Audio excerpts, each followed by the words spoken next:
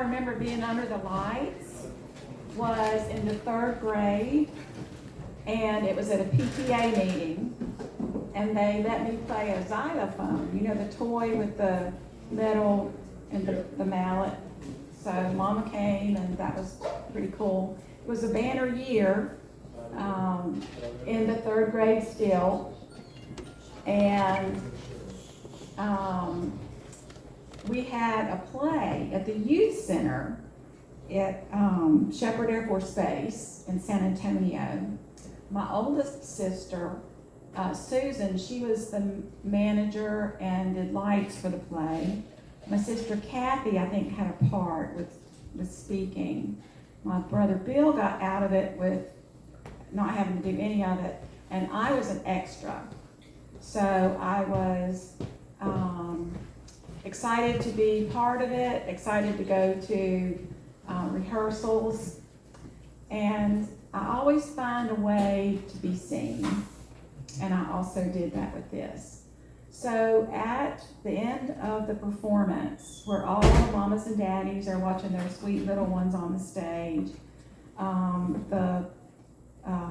everybody comes onto the stage and takes their bow, and it was just wonderful, exciting, and I must have got caught up in it because I looked around and everybody was behind the curtain but me, and so I was having my moment.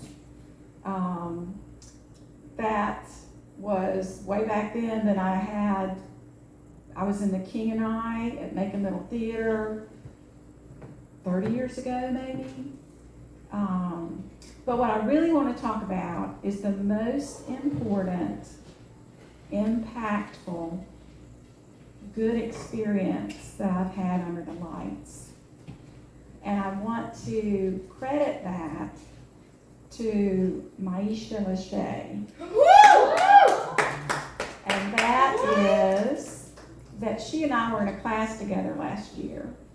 And she was talking at this class about having come here.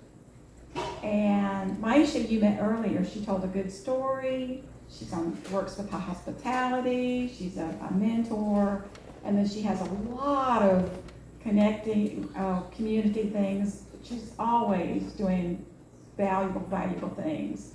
But for me personally, at this class, she was talking about Storytellers. And she said, you know what? You would like that. You should go. And so I did. And I came in quiet. I came over here and sat in the dark. And I watched.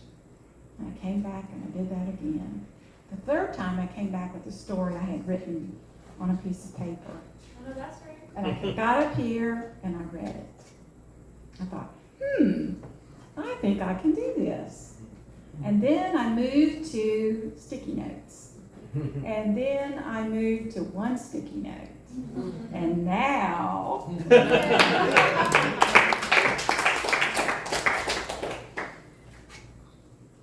so Storytellers has been a game changer for me.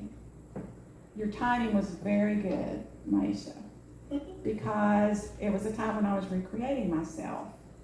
The kids had just, last one had just moved out. I was on my own. I needed a challenge. I needed to be connected. Did you know that if you're connected, if you do something like this in your life, you live longer? Yes. Yeah. Woo! I know that's right. I want to live longer. And so, I'm drawing a blank. I need my sticky note. So, for me, Storytellers, it's a place to be once a month. And when you're recreating yourself, that's a cornerstone. And it was something that I look forward to. I think about it. I'm excited to see all of you. I get good feedback.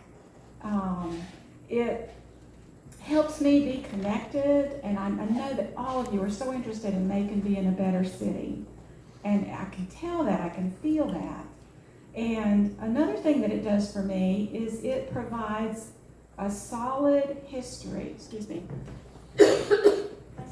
for me to show that I've been here.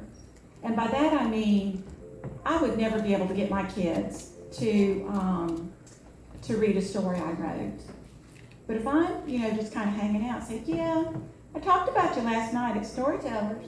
I say, what? And it makes me think of that quote. It goes something like, well, if you wanted me to talk better about you, you should have acted better. And Lamont, that's who did that.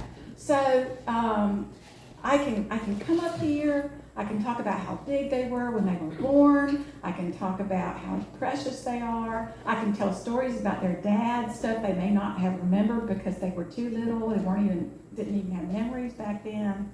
And there is an opportunity, if you come to Storytellers, to have your story put on YouTube.